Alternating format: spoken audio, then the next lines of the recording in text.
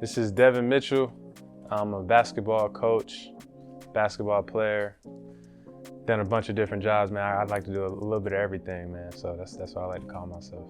I'm originally from Chicago, Illinois. Moved down to Atlanta when I was about 11 years old.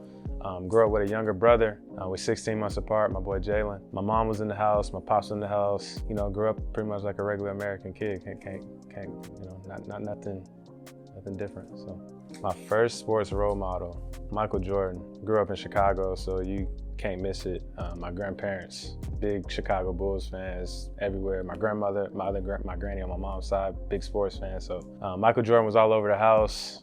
He was all over the city. So Michael Jordan was probably my first sports role model. Mike is he's a killer, man. You know, my dad had a couple of brothers. I had a brother. We're all really competitive. My grandfather was competitive, so I think we kind of had the same type of mold build that they had. And you know, just seeing how Mike played and how he ran his team and, you know, winning championship after championship, it was something that I think was instilled in me for sure, something I always wanted to do. My favorite sports movie, like Mike for sure, Lil Bow Wow was in it. That was my genre, that was my thing. It was a place across the street from where I live. And it was the first time I ever had Thai food. It was called Thai Bird. Shout out to Thai Bird. I really hope I don't have the name wrong, but I think it was called the Thai Bird. It's in UK. It's in Chester, England, about 30 minutes outside of Liverpool. They took care of me over there. That was my favorite place to eat over there. I just got the regular Thai and noodles, chicken noodles. They put some spicy sauce on it. I didn't like the nuts on the Thai though. That wasn't my thing, but Thai food was what I was eating. Shrimp Thai, chicken Thai, pad Thai, you know, that whole nine. So my favorite thing is because I'm back at my high school working. That's where I grew up. That's where I played. And it's a different feel, you know, with the kids that, you know, you're seeing them kind of going through the same things you're going through. So I'd say that's my favorite part. My least favorite part is the patience. That is where I have to grow. But it was fun. Those are two things though. Being back in my community with those kids, it was a good experience for me. Going to Alabama, it was kind of I wouldn't say it was last minute. They recruited me pretty hard, but they kind of came in at the end. I had a teammate that was playing AAU with me. He was a point guard and he was always finding me when we were playing.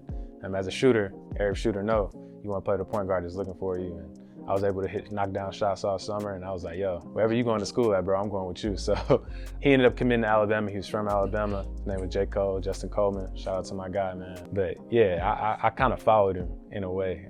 He was going there. We had a really good class coming in. You know, I fit the mold of what they was looking for going forward. And it was a good experience. I love the SEC. I love being in Tuscaloosa. Unfortunately, it didn't work out. Coach ended up leaving and transferring back to Georgia State, coming back home. It was a no-brainer coming back to play for those guys, and was able to do some real special things. So shoot, that pressure is different. I mean, I enjoyed it to per se. Like I said before, I'm a Kobe Jordan guy. The pressure is good, but if I look back at my class, that 2014 class, I mean, you had about 15 NBA players. The top 25 guys, all are NBA players right now today. Really competitive class, but it helped me. You know, I felt like I prepared more because I didn't want to show up and not be who they said I was or be who I thought I was. And I think honestly, that's the biggest part about it. Like, I always felt like I was that anyway.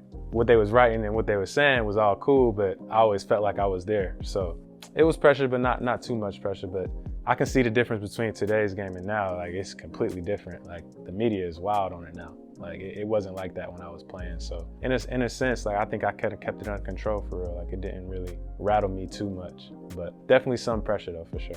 Facts, you gotta run your own race. That's what I would tell my kids. That's what I tell my kids now. Run your own race and set your own standard. Those are the two things you can do to keep you kind of locked in. I lost track of that at one point.